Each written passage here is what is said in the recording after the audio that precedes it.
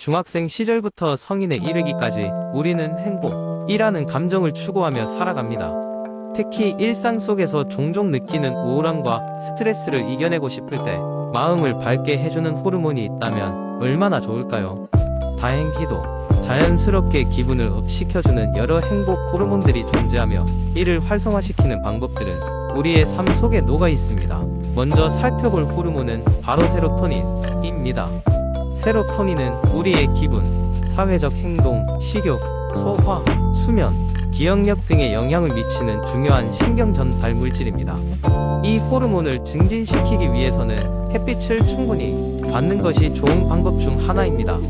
아침에 눈을 뜨자마자 포근한 이불을 뒤로 하고 창문을 열어 아침 햇살을 맞이하면 세로토닌 분비에 큰 도움이 됩니다. 또한 트립토판이 풍부한 음식인 닭고기, 바나나, 우유 등을 섭취하는 것도 좋은 방법입니다. 다음으로 행복의 상징과도 같은 도파민을 소개합니다. 도파민은 우리의 집중력, 동기부여, 쾌감과 관련이 깊은 호르몬으로 새로운 것을 배울 때 특히 활발히 분비됩니다.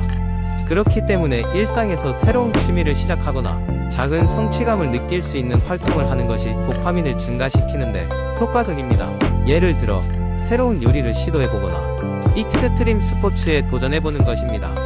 또한 피지컬에 집중할 수 있는 운동은 도파민 분비에 긍정적인 영향을 미칩니다. 또한 우리에게 적지 않은 영향을 미치는 호르몬으로는 노르에피네프린, 과옥시토신이 있습니다. 노르에피네프린은 아드레날린과 관련이 있는 호르몬으로 우리 몸의 스트레스 대응 시스템을 돕습니다. 이를 위해서 간헐적 운동이 유익합니다.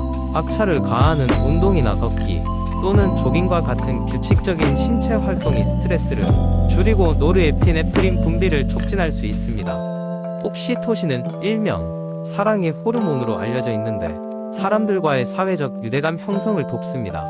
이 호르몬을 높이기 위해서는 친밀한 대화나 포옹과 같은 신체적 접촉이 중요합니다. 이 이야기는 결국 행복은 내가 어떻게 마음먹고 그를 위해 어찌 행동하느냐에 달려있다는 것을 보여줍니다.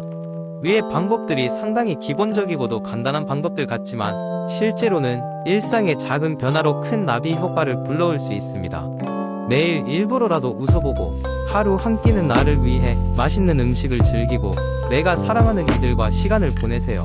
그렇게 불러오는 행복의 파동이야말로 진정한 행복 호르몬의 업그레이드가 아닐까요? 두 번째 이야기. 현대 사회에서 많은 사람들은 일상 속에서 끊임없는 스트레스를 경험하며 살아가고 있다.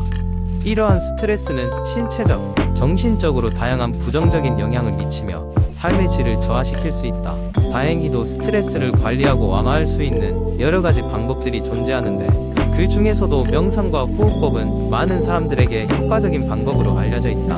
얼마 전 나는 친구의 추천을 받아 한 산속 명상센터를 방문하게 되었다. 도심의 소음과 복잡함 속에서 벗어나 자연 속에서의 명상 체험은 흥미로운 경험이 될 것이라는 기대감이 가득했다. 처음 명상센터에 도착한 날 나는 오랜만에 고요함과 평화를 느낄 수 있었다. 새들이 지저귀는 소리와 바람에 스치는 나뭇잎들의 소리가 오로지 들려오는 이곳에서 마음을 차분히 가라앉힐 수 있었다. 센터에서는 매일 아침 일찍 명상과 호흡법 수업이 진행되었다. 첫 번째 수업에서는 명상의 기본 원칙과 호흡 조절의 중요성에 대해 배웠다.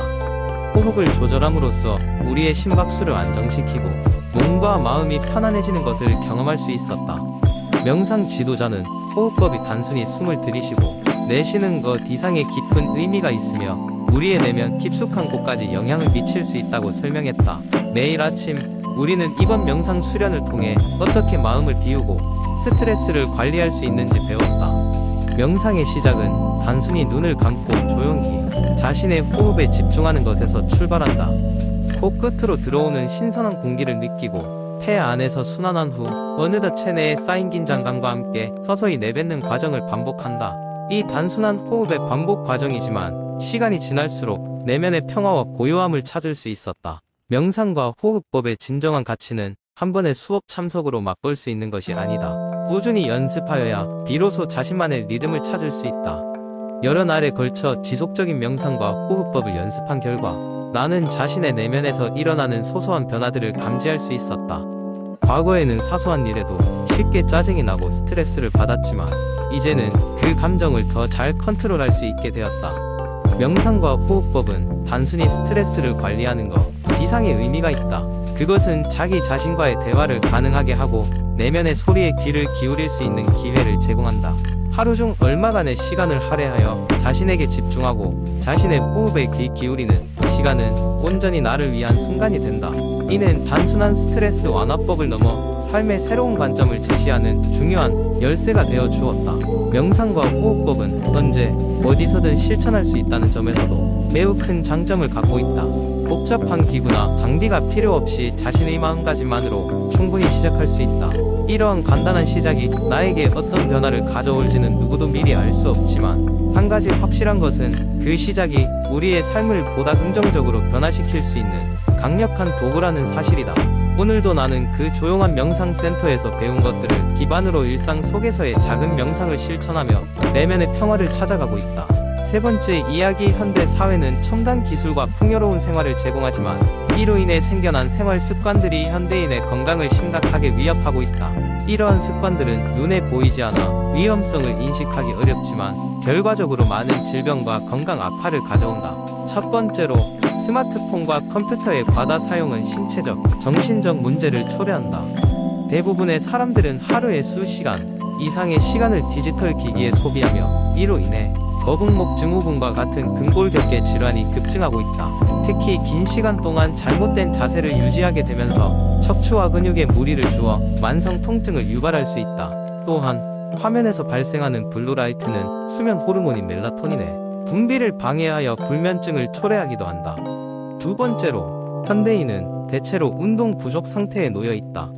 자동차와 대중교통의 발달로 인해 걷거나 몸을 움직이려는 기회가 현저히 줄어들었다. 이러한 습관은 비만, 심혈관 질환, 당뇨병과 같은 만성 질환의 발병 위험을 증가시킨다. 직장 내에서 오랜 시간 앉아있는 일의 증가로 인해의 자병이라고 불리는 문제가 대두되었으며 이는 혈액순환 장애와 관련된 다양한 건강 문제를 일으킨다.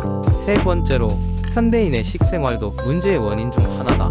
빠른 생활 리듬 속에서 정크푸드와 즉석식품의 소비가 늘어나고 있으며 이는 영양 불균형을 초래한다. 이러한 식품들은 대개 높은 칼로리와 지방, 당을 포함하고 있을 뿐 아니라 비타민과 미네랄 등의 필수 영양소가 부족하다. 이는 소화기 건강에 부정적인 영향을 미칠 뿐 아니라 면역력 저하를 불러와 각종 질병에 노출되기 쉬운 상태로 만든다. 네 번째로, 스트레스 역시 현대인의 건강을 위협하는 주요한 생활 습관 중 하나이다.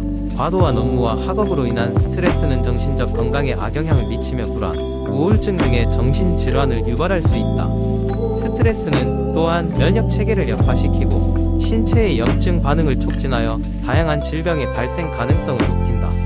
마지막으로, 디지털 기기의 발전은 사회적 소통을 줄어들게 만들었다. 사람들은 점점 실제되면 접촉을 피하고 디지털 메시지로 소통을 대신하게 되면서 고립감을 느낄 수 있다. 이러한 심리적 고립감은 정신 건강에 부정적인 영향을 끼치며 우울함을 증가시킨다. 결론적으로 현대인의 건강을 위협하는 이 생활 습관들은 의식적인 노력을 통해 개선할 수 있다. 적당한 신체 활동을 유지하고 균형 잡힌 식단을 관리하며 일과 휴식의 균형을 맞추는 등의 방법들이 그 방안이 될 수 있다. 또한 자기 자신을 돌보는 데에도 디지털 기기를 효율적으로 활용하는 전략이 필요하다. 이를 통해 우리는 더 건강하고 활기찬 삶을 영위할 수 있을 것이다. 네 번째 이야기, 수지는 대학에 다니며 대부분의 여대생들이 그렇듯 외모에 많은 신경을 쓰고 있었다.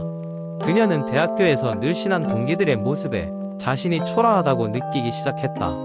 수지는 인터넷을 뒤져 다이어트 정보를 찾기 시작했는데 그중 한 블로그에서 한 달 안에 10kg 감량이 가능하다는 특급 다이어트 비법을 발견했다.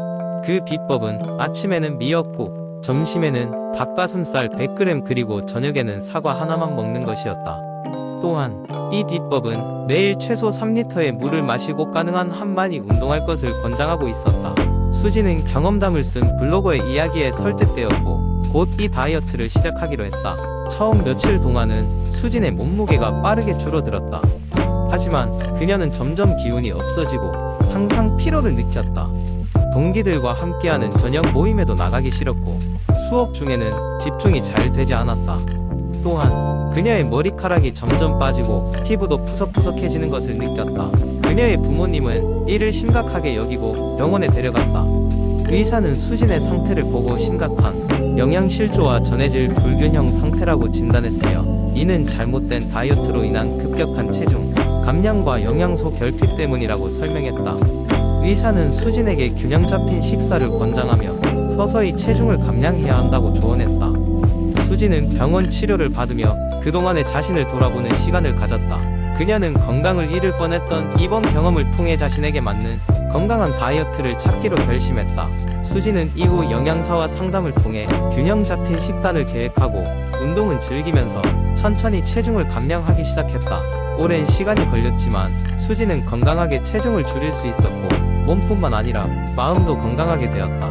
이번 경험을 통해 수진은 단순히 외모만이 아닌 전반적인 건강이 가장 중요하다는 것을 깨닫게 되었다. 그리고 그녀는 친구들 사이에서 잘못된 다이어트 정보의 위험성을 알리기 위해 자신의 경험을 공유하고 조언을 아끼지 않았다.